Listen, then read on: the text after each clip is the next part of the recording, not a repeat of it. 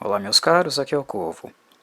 Volto para falar mais uma vez de Hellsing Ultimate, agora fazendo algumas considerações acerca do segundo episódio desta série, que como falei no episódio anterior, foi aquela que melhor adaptou a obra de Kouta Hirano para o mundo das animações. O primeiro episódio funcionou como um cartão de visitas, e creio que quem acompanhar o episódio seguinte, este em questão, vai logo se dar conta disso. Ele é um soco.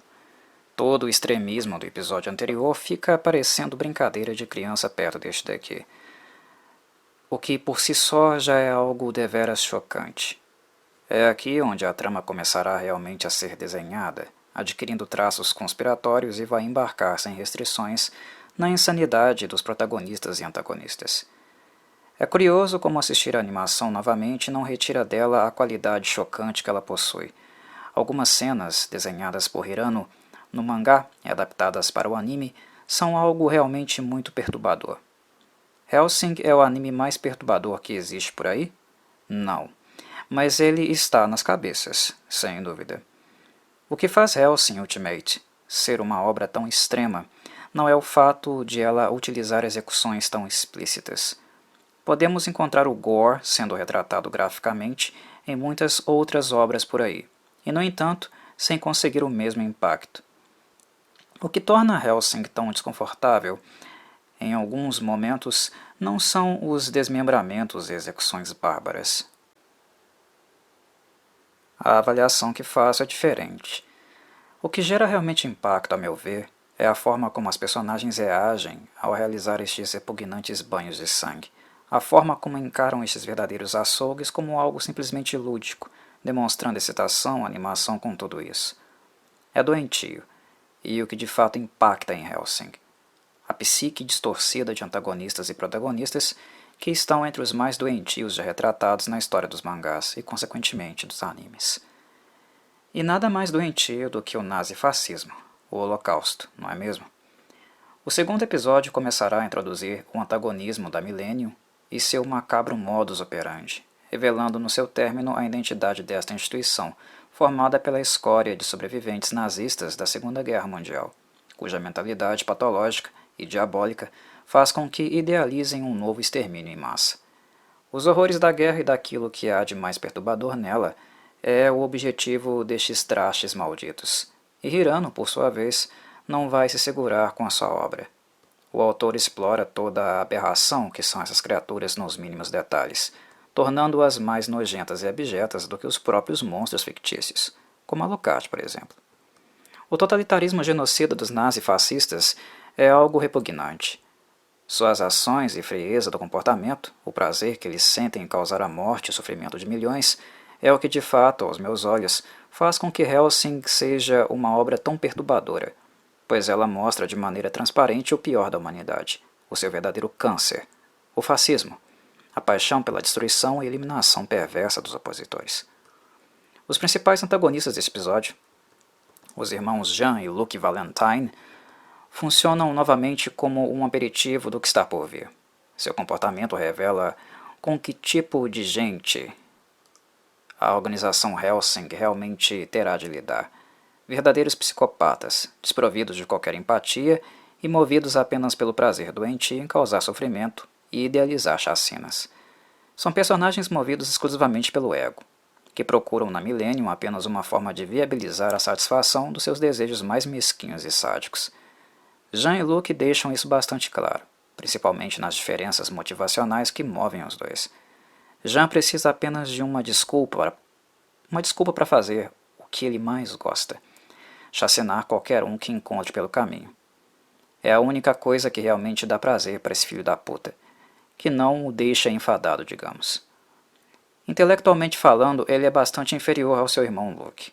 A motivação de Jean é mais animalesca, revela uma mente mais regredida. Ele se porta como uma espécie de besta selvagem disposta a saciar uma necessidade básica somente. E a dele é matar.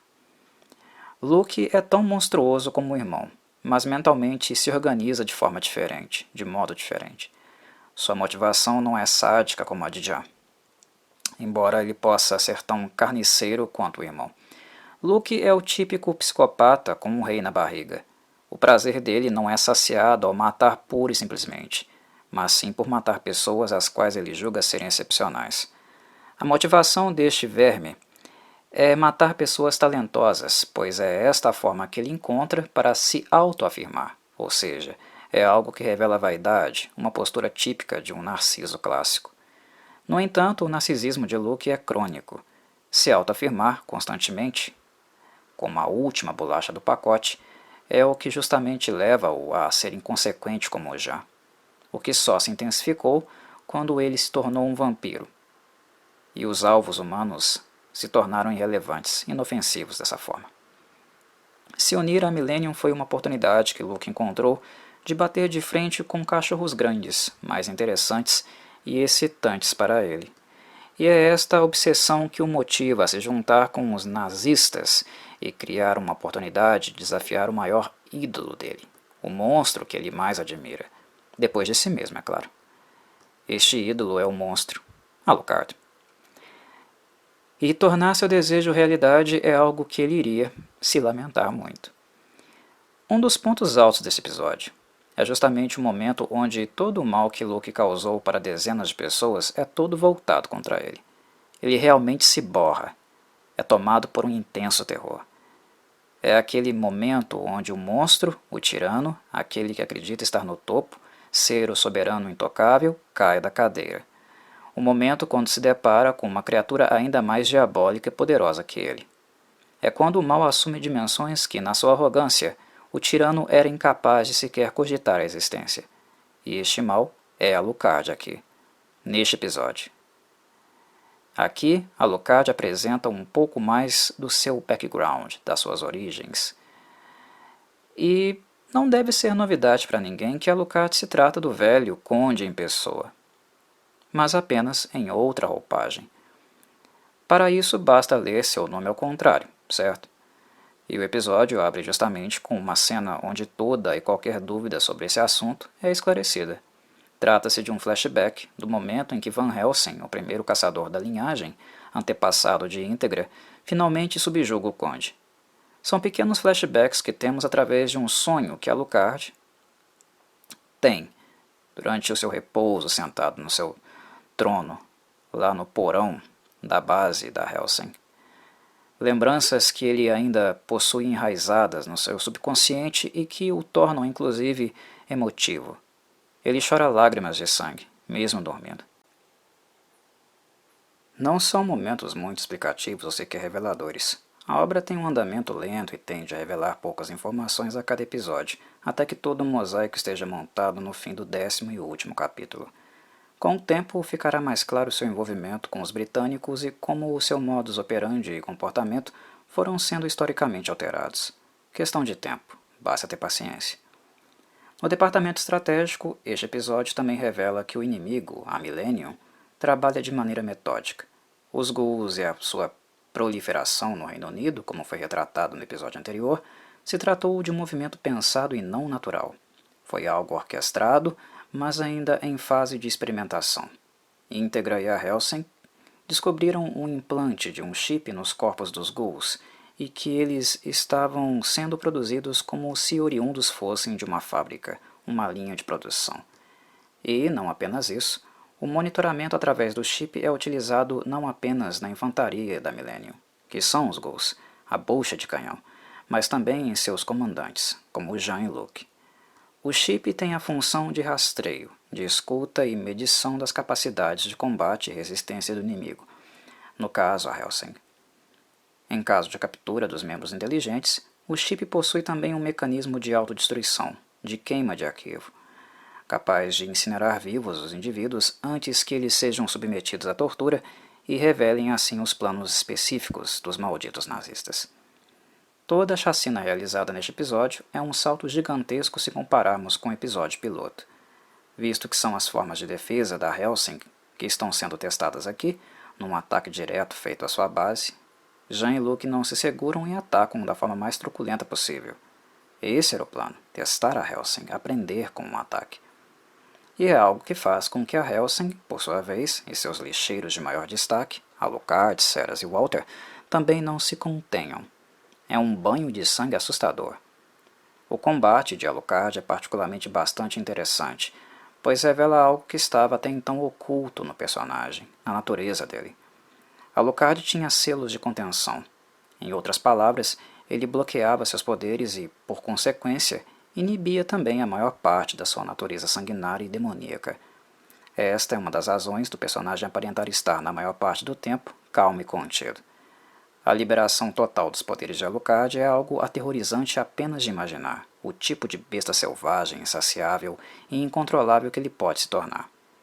Para fazer frente a Luke, ele rompe com apenas um selo de contenção, o suficiente para fazer dele uma criatura sobrenatural amorfa, macabra e faminta tão absurda que é como se ele fosse um pesadelo saído das regiões mais profundas do inferno. E detalhe, ele só abriu um pouquinho a fresta da porta, mostrou apenas uma pequena parte da sua real natureza. Alucard é um personagem extremamente overpower, e não poderia ser diferente. Ele é o Conde em pessoa, ora bolas. Mas a mudança de personalidade e a manifestação do seu poder são coisas tão intensas que realmente são capazes de assustar quem está assistindo, e também os monstros mais insensíveis, como Luke Valentine. Outro ponto de destaque do episódio é sem dúvida a revelação de que Walter Donius não se trata apenas de um servo ou mordomo da íntegra. Walter, apesar da idade e de ser totalmente humano, é também uma figura macabra e talvez o assassino mais habilidoso vivo. Não à toa ele é conhecido como Shinigami, o deus da morte. O momento em que Walter entra em ação, rivaliza com Jean e usa Ceras como reforço é bastante emblemático. Os personagens da Hellsing, como um todo, são todos absurdos e carniceiros ao extremo. Os da Millennium também. No entanto, suas habilidades e maneirismos tendem a ser muito diferentes entre si. Esteticamente falando, isso mantém as coisas interessantes no anime. Sempre há alguma novidade para ver. Não posso revelar muito sobre o Walter neste áudio, visto que eu daria spoilers muito grandes sobre este personagem, mas ele terá um protagonismo muito maior do que a série deu a entender até então. Neste episódio, vocês assistem sua técnica sendo colocada em prática, sua habilidade com o uso de fios finos e afiados, capazes de cortar ossos como se fosse faca na manteiga. E isso não é nem 10% de todas as nuances de Walter. O cartão de visitas dele é bastante surpreendente, mas vem muito mais por aí. Algo que acho importante sempre prestar atenção, quando estamos assistindo Hellsing, é no comportamento de Walter. Como ele reage, o que diz, como diz, em que contexto. Como se porta em momentos calmos, e em batalha, as distinções. A personalidade de Walter é tão interessante quanto a de Alucard, mas o fato do Conde atrair todos os holofotes, colocá-los todos sobre si, deixa os telespectadores um pouco anestesiados para os outros personagens. Para aqueles que irão assistir este OVA pela primeira vez, ou até mesmo revê-lo, esta é minha dica. Prestem mais atenção em Walter. Ele adiciona uma camada a mais na imersão que temos nas trevas que envolvem Hellsing. Enfim, creio que não tenho mais tantas colocações importantes a fazer. O resultado do assalto à Fundação Hellsing vocês irão acompanhar no fim do episódio, como também as possíveis conclusões que podem ser tiradas deste evento. Este episódio é importante no sentido de que ele não apenas ajudará na avaliação da Hellsing por parte da Millennium, mas também ajudará a própria Hellsing a reavaliar sua conduta.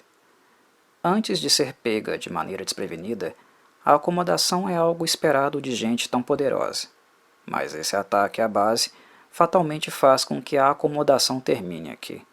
Se havia algum resquício de tranquilidade ou a possibilidade de apenas conduzir tudo no nível burocrático, sem muita efusão, esqueçam.